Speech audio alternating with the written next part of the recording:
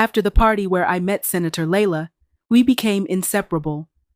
Layla was everything I admired: fearless, eloquent, and determined to change the world for women.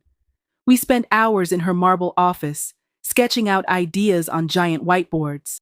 She said with my business instincts and her political power, we could build an empire that no man could ever destroy. She introduced me to investors, government contacts, and foreign dignitaries. With Layla beside me, doors swung open before I even knocked. Together, we created the Phoenix Project, a holding company meant to unify dozens of small businesses run by women across the country. I poured millions into it: factories, logistics hubs, training centers for young women. The media praised us as the two queens reshaping commerce. I can still see the headlines in my mind. The Billionaire and the Senator: Breaking Barriers for Women. How two women are taking over a male-dominated economy. But behind the glossy magazine covers, cracks started forming. Investors began asking uncomfortable questions. Why were funds moving through shell companies? Why did some of our suppliers charge triple the market rate? I confronted Layla once, but she brushed it off. "You're overthinking," she told me. "This is how big deals get done. Everyone gets a cut, and everyone wins." I wanted to believe her. I needed to believe her, because by then, I had sunk almost half of my personal fortune into the project. If it failed, it wouldn't just ruin me, it would devastate hundreds of women whose businesses depended on the Phoenix Project. My mother was the only person who dared question me. One evening, she came to visit my penthouse. She looked tiny sitting on my oversized velvet couch, the city lights glittering behind her.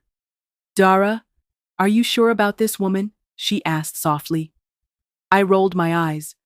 "Mama, you don't understand business. Layla is a visionary. She's helping me take our dreams higher than you ever imagined." She sighed. "Dreams built on rotten wood always collapse, my daughter." I brushed her warning aside. I told myself she was just afraid, stuck in an old way of thinking. But deep down, I felt a knot forming in my stomach. To keep up appearances, I threw lavish events showcasing our female entrepreneurs. I posed for photos with women who reminded me of myself at 16, hopeful, hungry for change. I funded programs teaching girls to code, to sew, to trade stocks. The Phoenix Project became a symbol of possibility, but the stress started catching up with me. I'd wake up gasping in the middle of the night, sweating through silk sheets. I ignored dozens of red flags: missing invoices, accountants resigning without notice, employees whispering in hallways. My assistant told me that our suppliers complained of delayed payments. Meanwhile, Layla kept reassuring me, "Everything's under control." I thought my worst day was the night I realized I couldn't trust anyone anymore. It was a rainy evening, and I was working late when I overheard a heated argument in the office hallway. My finance director was on a call, his voice sharp with panic. "No, she doesn't know yet. Senator Layla promised the permits were real. Just stall for a few more weeks. She'll get the money." "Permits? What permits?" My heart pounded.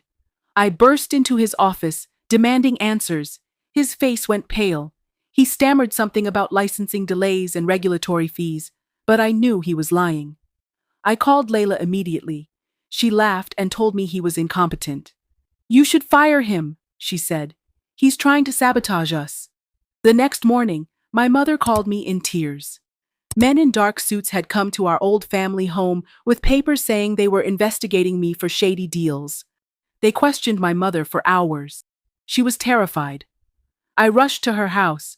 Type next to find out what happened.